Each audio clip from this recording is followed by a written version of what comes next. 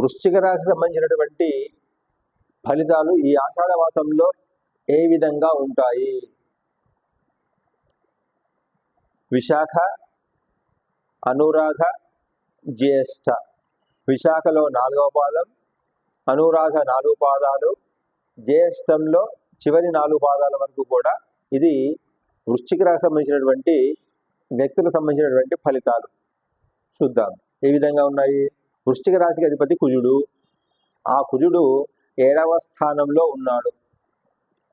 వృశ్చిక రాశికి, మేషరాశికి అంటే 6వ స్థానానికి అధిపతి అయినటువంటి కుజుడు 7వ స్థానంలో ఉండడం వల్ల పూర్తిగా అశుభ ఫలితాలను ఇస్తాడు కుజుడు. అంటే ఆరోగ్య విషయం లోపల, ఇంకా ముఖ్యంగా వాహన చోదకత్వంలో అంటే వాహనం డ్రైవింగ్ చేయడం లోపల, వాహనం నడపడం లోపల చాలా జాగ్రత్తగా ఉండాలి. ప్రమాదాలు, శస్త్రచికిత్సలు జరగడానికి అవకాశం ఉంటుంది చిన్నగా. తర్వాత జ్వర బాధలు బాగా ఉంటాయి ఈ వృశ్చిక రాశి వాళ్లకు ఈ మాసమంతా కూడా.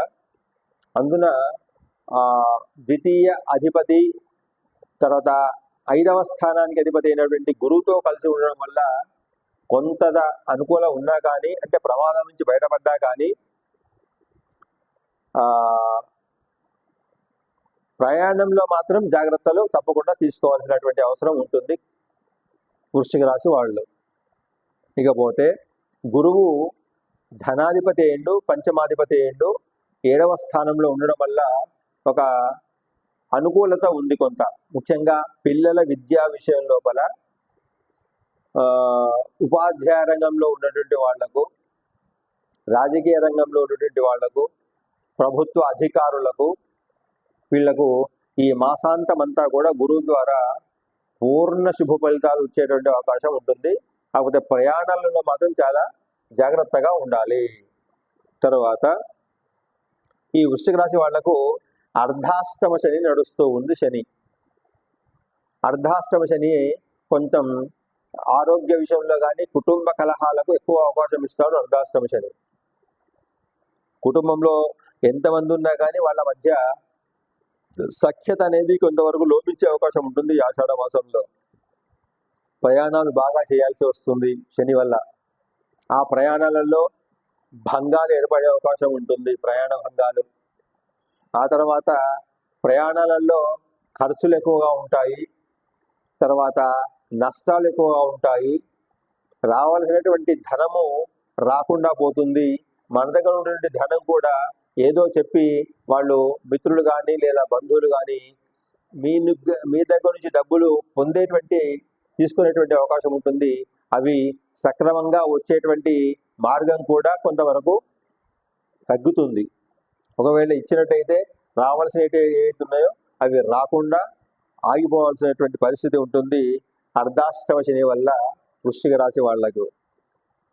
ఇక 5వ స్థానంలో వృశ్చిక రాశి వాళ్ళకి ఈ మాసమంతా కూడా రాహువు మీనంలో ఉండి సంతాన ఆటంకాలను కలిగిస్తాడు, ఇబ్బంది పెడతాడు. సంతాన విద్యా విషయం లోపల కూడా బాగా ఖర్చు చేయించి, తర్వాత మా అభిప్రాయ భేదాలు సంతాన విషయం లోపల అంటే తండ్రి కొడుకుల మధ్య లేదా తల్లి కొడుకుల మధ్య లేదా బిడ్డ తల్లుల మధ్య అభిప్రాయ భేదాలకు ఎక్కువ అవకాశం ఇస్తాడు 5వ స్థానం ఉన్నటువంటి రాహువు. చంచలుడు అంటే అది దుస్వభావ రాశి కాబట్టి రాహువు చంచలుడే, రాశి కూడా దుస్వభావ రాశి కాబట్టి వృశ్చిక రాశి వాళ్లకు ముఖ్యంగా వ్యాపార రంగంలో ఉన్నటువంటి వాళ్లకు, ముఖ్యంగా రియల్ ఎస్టేట్ చేసేటువంటి వాళ్లకు బాగా నష్టాలు చేసేటువంటి అవకాశం ఉంటుంది, మోసపోవడానికి అవకాశం ఉంటుంది. రావాల్సినటువంటి ధనము లేదా ఇచ్చిన మాట నిలబెట్టుకోవడానికి ఇవ్వాల్సినటువంటి ధనము మీకు చేకూరకుండా పోతుంది. రావాల్సినటువంటి ధనం రాదు, ఇవ్వాల్సినటువంటి ధనం మాట పోతుంది. ఆ విధంగా రాహు చాలా ఇబ్బంది పెడతాడు వృశ్చిక రాశి వాళ్లకు ఈ మాసమంతా కూడా. ఇకపోతే 9వ స్థానంలో రవి శుక్రుల సంచారం నడుస్తూ ఉంది. 9వ స్థానంలో రవి సంచారం వల్ల పితృప్రేమ అంటే కొడుకు తండ్రుల మధ్య అన్యోన్యత బాగా పెరుగుతుంది. సంతానం వృద్ధిలోకి వస్తారు. సంతానానికి ప్రమోషన్స్ రావడం కానీ, విద్యలో సక్సెస్ కావడానికి కానీ అవకాశం ఉంటుంది వృశ్చిక రాశి వాళ్ళకి రవి వల్ల. కానీ అదే స్థానంలో శుక్రుడు ఉండడం వల్ల స్త్రీ మూలకమైనటువంటి ఇబ్బందులు, ప్రయాణాల మూలకమైనటువంటి ఇబ్బందులు, ముఖ్యంగా సినిమా రంగంలో వాళ్లకు, తర్వాత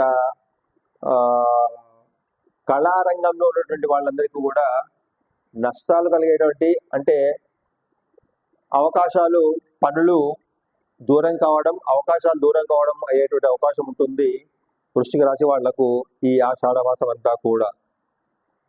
పోతే బుధుడు లాభస్థానంలో ఉన్నా కానీ నైసర్గికంగా బుధుడు కుజుడు ఇద్దరు శత్రువులు కాబట్టి శత్రు బాధ ఎక్కువ అవుతుంది ఈ మాసం అంతా కూడా వృశ్చిక రాశి వాళ్లకు. మోసం చేయడానికి మిత్రులకు మీరే అవకాశం ఇస్తారు. అంటే మీ అమాయకత్వం వల్ల మిమ్మల్ని మోసం చేసేటువంటి అవకాశం ఉంటుంది మిత్రులు. కాబట్టి జాగ్రత్తగా ఉండాలని సూచిస్తూ ఈ వృశ్చిక రాశి వాళ్ళు ముఖ్యంగా అంగారక స్తోత్రం చేయాలి. రుణ విమోచన అంగారక స్తోత్రం చేస్తే వీళ్లకు ఈ వ్యవహార అనుకూలత కొంత ఏర్పడి రుణాల సంబంధించినటువంటి ప్రతికూలత తొలగేటువంటి అవకాశం ఉంటుంది వృశ్చిక రాశి వాళ్ళకి. ఈ సూచన చేస్తూ